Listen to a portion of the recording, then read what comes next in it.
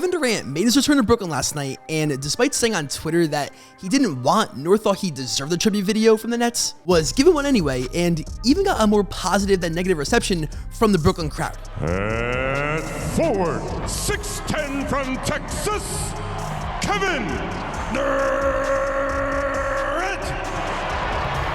Definitely a mix, but I sensed more cheers than boos. Now, the reason for a lukewarm, mediocre reaction for an all-time great's return was just how short of expectations they fell during Durant's time with the team. In January of 2021, they broke the league, adding James Harden, who was coming off a season averaging 36 a game for Houston, to join him and Kyrie. They would go 8-1 in their 9 games as a trio in the regular season, and even despite the injuries, were dominant when just 1 or 2 were in the lineup as well, finishing second in the East. They cruised past Boston in 5 in the first round, then took a commanding 2-0 series lead in the East semis over the Bucks, winning by damn near 50 in Game 2, despite James Harden being hurt in the first minute of the series. Then nearly win Game 3 on the road in Milwaukee if it wasn't for whatever the fuck Bruce Brown was doing here.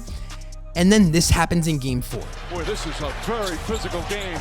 As Irving throws it in, goes down hard on his right shoulder. This right here probably brings tears to Nets fans' eyes. It makes me feel for him, even as a Knicks fan. I mean, I don't even have to show the rest of what happened. They would never play another game as a full trio, finishing with the record of 13-3 in their 16 games. And whether you want to blame those injuries in that series, the COVID vaccine mandates in NYC, KD's trade request in the summer of 2022, or the front office's decision to not extend Kyrie, which led to his trade at last year's deadline, this all just makes me sick that this team never won a title. I mean, I legitimately think this team was a better team than the KD Warriors. They were that good. But all we're left with are those what ifs and KD in a uniform where, yeah, he made his return to Brooklyn last night. As the Suns handle the Nets, KD drops 33 points, where Phoenix's Big Three played their 17th game together fully healthy. How funny is that? At least there was some closure with KD showing love to the city post-game. You said you didn't want a tribute video. At least watch it? Of course. I mean, I had some great moments here. A lot of stuff that flew under the radar. Moving on to another superstar's return, Dame's to Portland. Yeah, funny these were both on the same night, but he made his return to Rip City, except the Blazers lost this one, losing to the DeAndre Ayton-led Blazers. Kidding, and Simon's on the way for them, as they dropped to 0-2 in the Doc Rivers era. And let's fast forward to the final minute. Bucks hit the trap in the backcourt, forces Simon's turnover, leading to this Giannis oop. Though Ant comes back around the next trip and hits this clutch floater to take back the lead. Simons steps through, floater, got it! Then 15 seconds left, Lillard gets doubled here, forces it past the brick for the lead. That's a brick though. And then the execution right here was questionable to say the least from Milwaukee. After Jeremy Grant's free throws, they go down 3 with 5 seconds left, and they make Dame the inbounder, passing it to Giannis when they're in the bonus. So Portland does the obvious and fouls him. Like, why was Giannis not inbounding and Dame the one getting it off the catch? Anyway, the love Dame got in Portland was dope to see. A massive minute-long standing ovation pregame. Guard 6'3" from Weber State, wearing the letter O, Damian Lillard.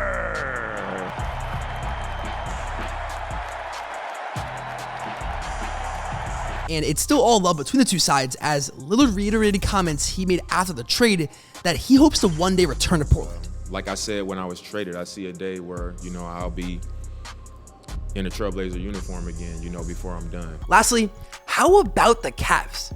I'm not gonna lie, I made a video last month at HI Complete Milk where I said this about the team having to potentially trade Donovan Mitchell. Could Donovan Mitchell actually be traded by the deadline from the Cavs? Except Donovan will hit unrestricted free agency in 2025, meaning essentially if the Cavs don't make noise in the playoffs this year and lose in the first round again, it would just be smarter to trade him this summer to at least get something back instead of letting him walk for nothing when he inevitably doesn't re-sign. Why I said that though is because Donovan is a free agent in 2025. They were just 13 and 12 at the time, and it was right after the news that both Darius Garland and Evan Mobley were gonna miss significant time. But well, the Cavs went 10-1 after that time they missed, and last night they returned to action where they won again, moving to sole possession of the 4th seed in the East. In a game, Spida dropped 45 points. Now, what's been the difference for Cleveland? their bench. Since December 15th, the start of the stretch, the Cavs bench ranked second in the entire league in points per game, as well as owning the second best bench net rating. All right, let's lace them up, run through the rest of last night's action, starting in the 305, where Miami finally snaps their 7-game losing streak with the win over the Kings. Jimmy finishes at 31, Josh Richardson knocks down 6 threes after I just talked about yesterday how he was having a down shooting year, and Terry racks up 10 dimes. To the nation's capital, and the Clippers win their 23rd of the last 27 games despite PG's absence.